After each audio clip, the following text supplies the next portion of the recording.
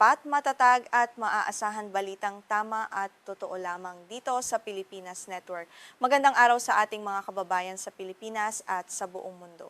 Huwag kalimutang pusuan ang video, sumubaybay at pindutin ang patingaw upang lagi kayong updated sa balita. Simulan na natin. Isang malaking trahedya ang yumanig sa Timog Silangang China matapos lamunin ng apoy ang isang pabrika ng sapatos sa lalawigan ng Fujian na naging sanhi ng pagkamatay ng 28 katao. Ito na ngayon ang isa sa pinakamalagim na sunog na naitala sa bansa sa mga nakalipas na taon. Agad na naging mabilis ang pagkalat ng apoy sa loob ng gusali, dahilan upang matrap ang maraming manggagawa na kasalukuyang nagtatrabaho nang magsimula ang insidente. Batay sa opisyal na ulat, may kabuuang 237 manggagawa at 2 bisita ang kasalukuyang nasa loob ng gusali nang sumiklab ang sunog. Bagamat nagawa ng mga otoridad na mailigtas ang 213 tao, 2 sa kanila ang binawian ng buhay sa ospital. Samantala, ang 26 na una ng iniulat na nawawala ay kalaunan ding kinumpirmang nasawi sa loob ng nasunog na pabrika. Dahil sa tindi ng trahedya, agad na nag-utos si Chinese President Xi Jinping ng isang malawakan at puspusang paghahanap at pagsagip sa mga biktima. Hinimok din ng Pangulo ang mabilis na investigasyon sa sanhi ng sunog at mariing ipinag-utos na panagutin sa batas ang lahat ng mapatutunayang may kasalanan o nagpabaya sa kaligtasan ng mga manggagawa upang hindi na muling maulit ang ganitong uri ng nakamamatay na sakuna. Nabatid na nagsimula ang sunog sa pasilidad ng Huiteng Shoe Company na matatagpuan sa lungsod ng Xinjiang. Ang lungsod na ito ay kilala bilang isa sa mga pangunahing sentro ng pagmamanupaktura at produksyon ng mga sapatos na pang-sport sa buong China. Sa ngayon, patuloy pa ring inaalam ng mga eksperto at lokal na bumbero ang eksaktong pinagmulan ng apoy na mabilis na tumupok sa buong estruktura ng nasabing kumpanya. Sa mga kuha ng video mula sa state broadcaster na CCTV, makikita ang labas ng 5 palapag na gusali na halos naging uling na sa tindi ng apoy at nababalot ng makapal at maputing usok. Sa mga naunang kuha habang nagaganap ang sunog, kitang-kita ang naglalakihang dila ng apoy na lumalabas mula sa iba't ibang palapag, habang ang buong paligid ay tuluyang nilamon ng makapal at maitim na usok na naging sanhi ng kawalan ng bista. Ayon sa inisyal na investigasyon, nagsimula ang sunog sa unang palapag ng 5 palapag na konkretong gusali. Sa partikular na palapag na ito matatagpuan ang isang malawak na workshop o gawaan at ang bodega ng mga hilaw na materyales. Dahil sa disenyo ng gusali, mabilis na umakyat ang usok at init patungo sa mga matataas na palapag na naging dahilan upang mahirapan ang mga manggagawa sa itaas na makalabas ng ligtas. Kabilang sa mga nasunog na materyales sa unang palapag ang mga bahagi ng sapatos na gawa sa mga kemikal na madaling mag-apoy tulad ng goma, pandikit at plastic.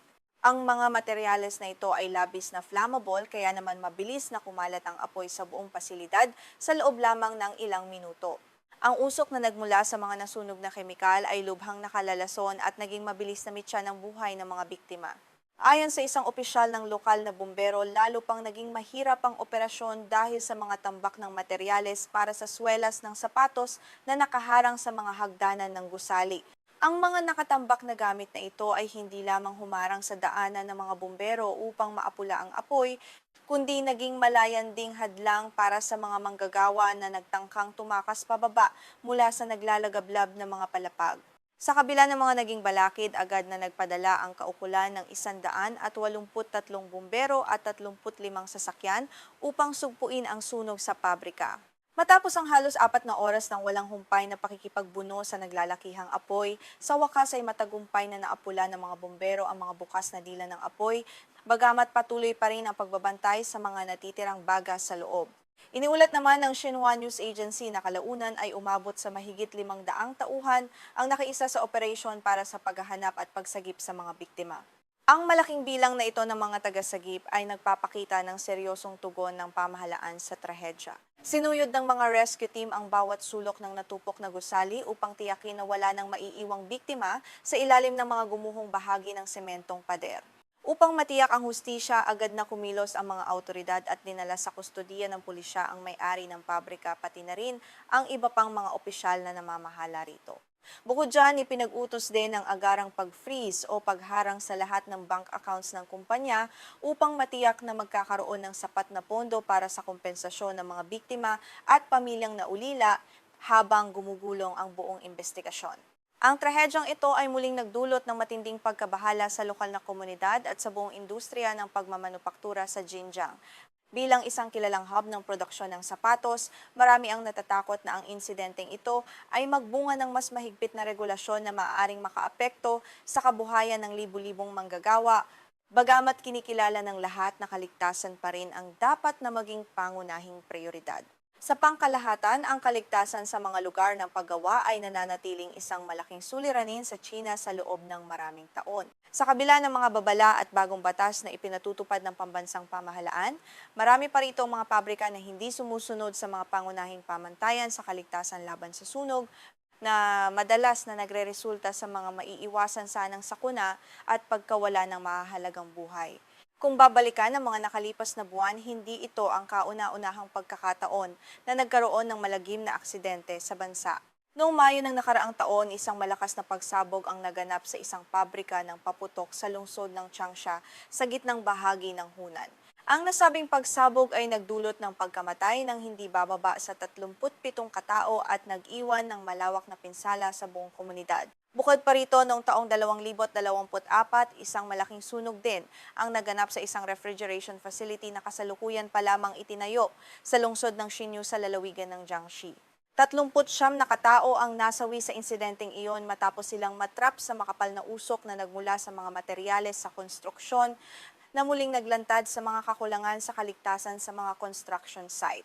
Dahil sa sunod-sunod na mga insidenteng ito, paulit-ulit nang naguutos ang mga pambansang autoridad sa mga negosyo na magsagawa ng masusing pagsusuri sa kanilang mga pasilidad upang matukoy at maalis ang mga panganib sa lugar ng trabaho.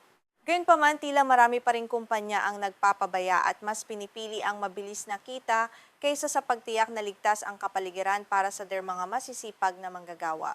Ipinapakita ng opisyal na datos ng pamahalaan na noong taong 2025, umabot sa 18,261 ang bilang ng mga nasawi sa halos 20,000 aksidente sa trabaho sa buong bansa. Ang napakalaking bilang na ito ay patunay na nangangailangan pa ng mas radikal at seryosong reforma ang sistema ng pagpapatupad ng batas sa kaligtasan sa paggawa sa China. Bagamat ang bilang ng mga nasawi noong nakaraang taon ay mas mababa kumpara sa mga naunang taon, nananatili pa ring napakataas ng antas ng panganib para sa mga ordinaryong manggagawa. Ang unti-unting pagbaba ng datos ay nagpapakita ng ilang positibong resulta ng mga kampanya ng pamahalaan, ngunit ang mga trahedya tulad ng nangyari sa Xinjiang ay nagpapakita na marami pa ring dapat gawin upang maabot ang zero casualty. Para sa mga bansa sa Asya tulad ng Pilipinas, ang trahedyang ito sa China ay nagsisilbing isang mahalagang paalala at aral. Mahalagang masuri rin ng ating sariling pamahalaan at mga lokal na industriya ang kaligtasan ng mga lokal na pabrika upang maiwasan ang mga katulad na insidente. Ang mahigpit na pagpapatupad ng fire code at regular na inspeksyon ay hindi dapat baliwalain upang maprotektahan ang ating mga manggagawa.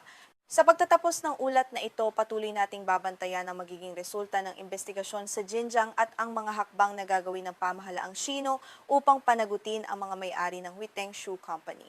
Ang aming pakikiramay ay ipinaabot sa mga pamilya ng 28 biktima ng trahedyang ito.